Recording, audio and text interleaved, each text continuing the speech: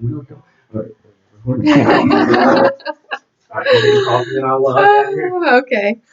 Good morning, ECE3. Yeah, good morning. I need you all to go into Canvas and open up the Competency Statement 1 PowerPoint. I'm going to go through that PowerPoint with you today, so if you would please pause this video right now. Okay, I'm going to assume you now have Competency Statement 1 open on your computer screen. This is going to be your first instructions on how to write your first paragraph on safety for Competency Statement 1. All right, so first, break down the competency statements. There are 6 competency statements that you are going to be writing. Each competency statement has a certain number of paragraphs. Each paragraph focuses on one functional area described by the Council for Professional Recognition, which is where you get your CDA from. The first paragraph that you're going to be writing focuses on safety. Your main idea for this paper is to establish and maintain a safe, healthy learning environment. Functional Area 1, Safety, says that the candidate provides a safe environment and teaches children safe practices to prevent and reduce injuries. All right, so when you're writing this paper, when you're brainstorming, I want you to think about the things that you do in the classroom or things that you would do in the classroom to make sure that the classroom is a safe environment for the preschool children. All right, if you go to the next screen, it breaks it down into your young and mobile infants, toddlers, and preschoolers. If you prefer to work in Miss Kayla's room, in the toddler room, with Bennett's age, Emma's age, Timothy's age, if you prefer that age group, then you're going to be focusing on young and mobile infants and toddlers. If you prefer to work in Miss Tracy's room with Chelsea and Peyton and Claire, those kids, you're going to be working with the preschoolers. Now, I just realized I'm talking to ECE3. That was like I was talking to ECE2. All right, so moving on. Oh yeah, they're still watching. Yeah. All right. I'm just gonna go with this because we're gonna pretend like this is a live video and this is just how things work. Okay, so the next slide says the National Association for the Education of Young Children's Code of Ethical Conduct states that early educators shall place the welfare and safety of children above other obligations. Children's safety is your first priority. It comes above everything else. You have to make sure that you are maintaining a safe environment. When children feel secure in a safe, stable, and trusting setting, they are better prepared to develop well and learn. In this section, we'll examine 5 strategies for ensuring children's safety while in your care. Keeping children physically safe, teaching children about safety, modeling safe practices, responding to injuries and emergencies, and engaging families in safe practices. Okay, so one thing that I want you guys to keep in mind is that when you're writing this, all the information that I'm about to give you, this is one paragraph, okay? 7 to 10 sentences, okay? You're writing it in the first person, so you're writing, I provide a safe environment by doing these things, okay? And then you're going to give examples. So all of the information that I'm about to give you, please don't feel like you have to include all of this in your paragraph, okay? This is going to be just a huge brainstorm for you. I want to make sure that you have all the information and that you come up with all of the... Ooh, my Zoom meeting just ended. Hold on one second. Okay, so like I was saying, don't feel like you have to include everything in this one paragraph. I just want to make sure that you have enough information, okay? So going on to keeping children physically safe, quality early childhood education begins with a safe environment. Safety has been identified as one of the top priorities used by families in selecting a child care option. Your first and most important responsibility to families is to keep their children free from harm. This is why parents will go into child care centers. They want to see that doors are kept locked. A lot of child care centers like Ladybird and Creative World, and I'm sure others, have codes on the door where the parents have to enter a code in order to get into where their children are for that extra increased security. Familiarize yourself with your local, state, and federal safety requirements. For example, if you work in an early Head Start or Head Start program, you must know and follow national safety regulations that apply to all settings. That doesn't really apply to us at this time because we don't run a Head Start, but if you ever did work in a Head Start program, it would apply. Safety regulations cover such topics as early childhood educator to child ratios. So you want to make sure, you can mention how we keep low ratios in the classroom and which plants and pets are allowed and which are prohibited. In maintaining a safe physical setting, there are many things to think about in a broad topic like safety. You need to consider every action and interaction with children to prevent accidents and injuries. Above all, you have to ensure that your indoor and outdoor environments are safe havens for children. Let's see if I can move this a little bit. Reflect on the following topics and think about how you can best keep children safe. Following adult-child ratios for supervision. So that's making sure that in your classroom, if you have infants, it's 4-to-1. If you have 1-year-olds, it's 6-to-1. 2-year-olds, 11-to-1. 3-year-olds, 15-to-1. 4-year-olds, 20-to-1. And, sorry, watching people outside my window. And 5-year-olds, 25-to-1. Somebody just went by on a bike. Well, not watch. It just distracted me. It distracted me. I'm sorry. So know your ratios, 4, 6, 11, 15, 20, 25. Those have not changed. Protecting children from exposure to lead. Lead used to be used in paint, in some paint that was used on toys.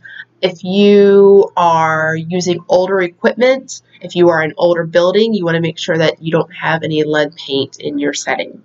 Protecting children from exposure to carbon monoxide. Again, if you have any kind of gas equipment being used, a gas stove, anything like that, you want to make sure that you have a carbon monoxide detector so that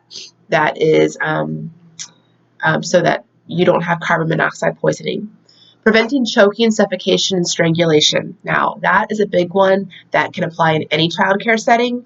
You want to make sure, at lunchtime, at snack time, that children are eating food that is cut up small. You want to make sure that there are no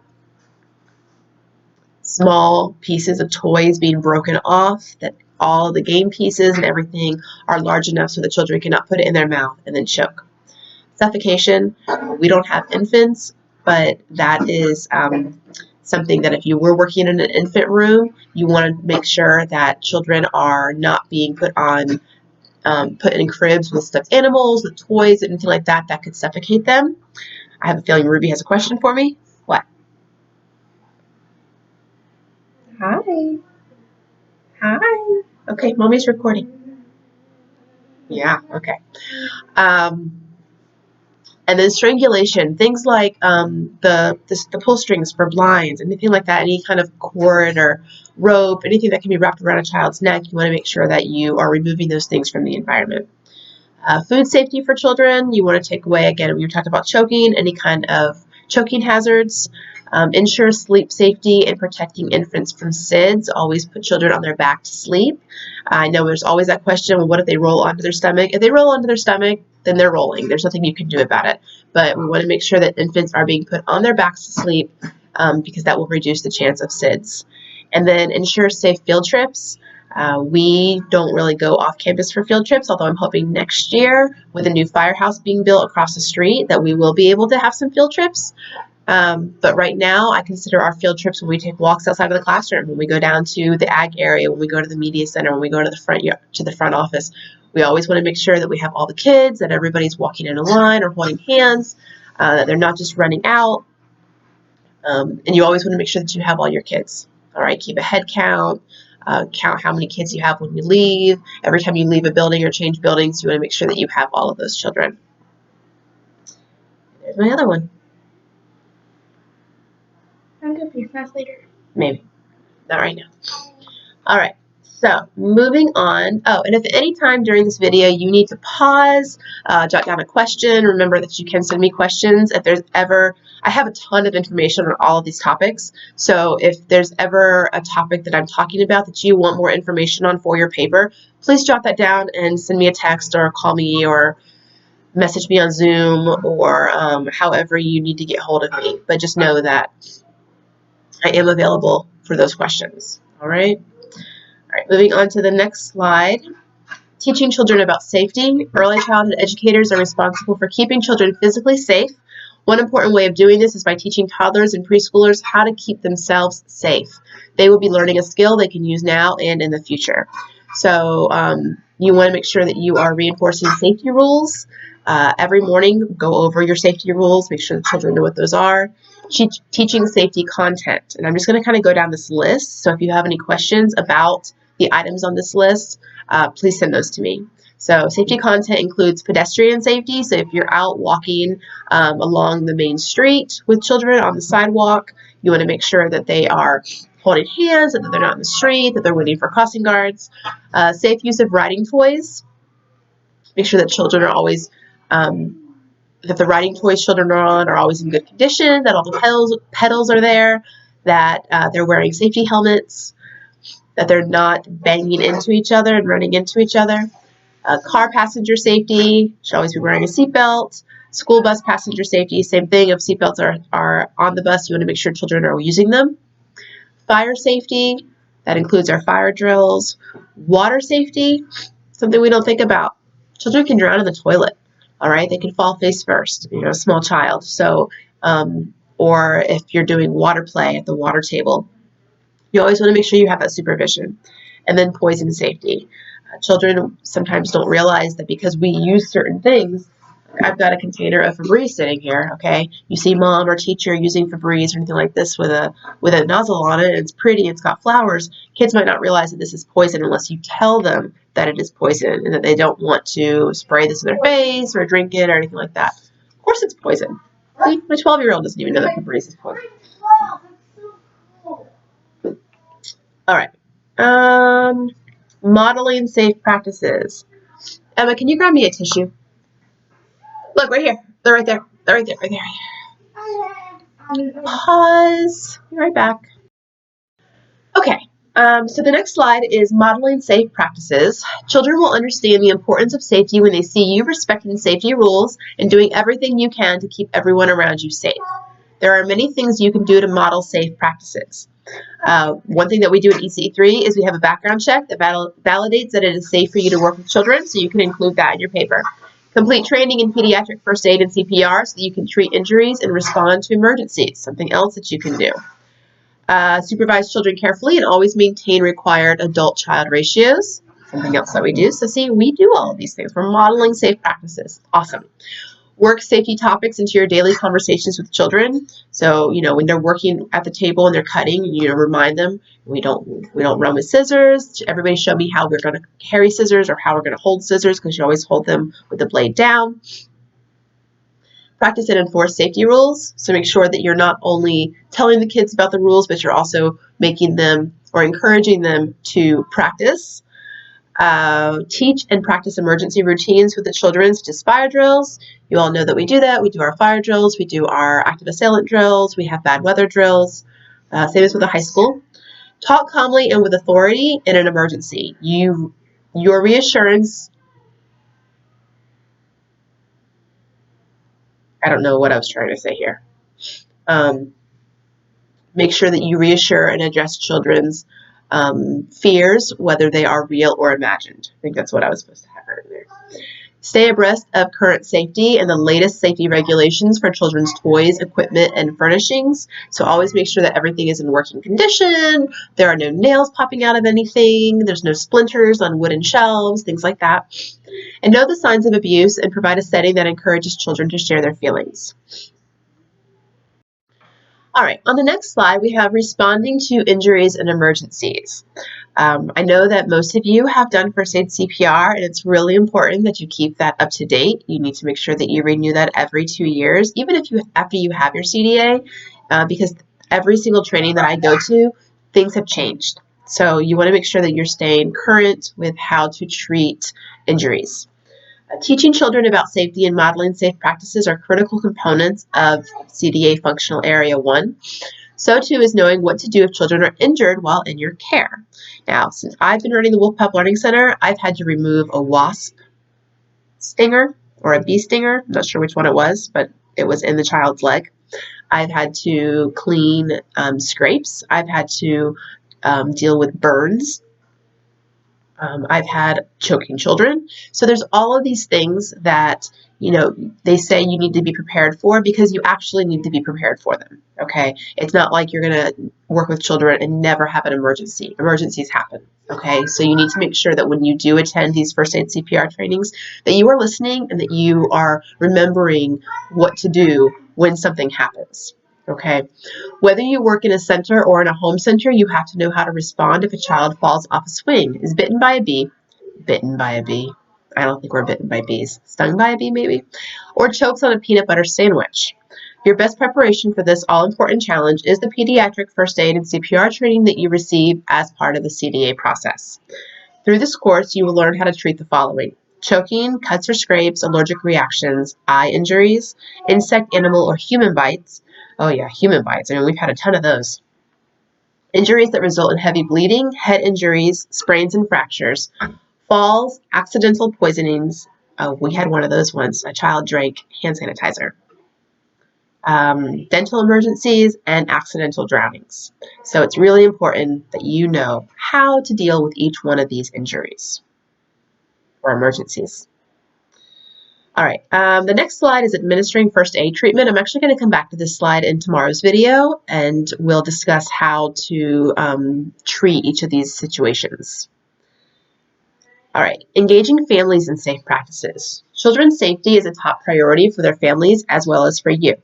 Ease family members' minds by sharing with them the many ways you work to keep your setting safe. And this is pretty much a review of everything that we've already talked about, so I'm not going to read through everything, but read through this list. Make sure that you have an understanding of everything. Again, if you have any questions about any of these items, or if there's a specific one that you want to include in your paper and you need more information on it, just let me know. The next slide continues engaging families in safe practices. Like all aspects of your curriculum, children benefit most when their families are engaged in their education. To engage families in your setting safety program, obtain the following information from them: emergency addresses and phone contacts, a list of persons to whom children are permitted to be released, and the names of any individuals to whom their children are specifically not allowed to be released. And guys, I cannot stress this enough. If you are in the room at pickup and I'm not in the room because I'm over changing a diaper or something, and a parent walks in or somebody walks in that you've never seen before, either get me or ask that parent for that person for their ID. Okay, 2 times this year, children were released to somebody that was on the list, but nobody asked for ID.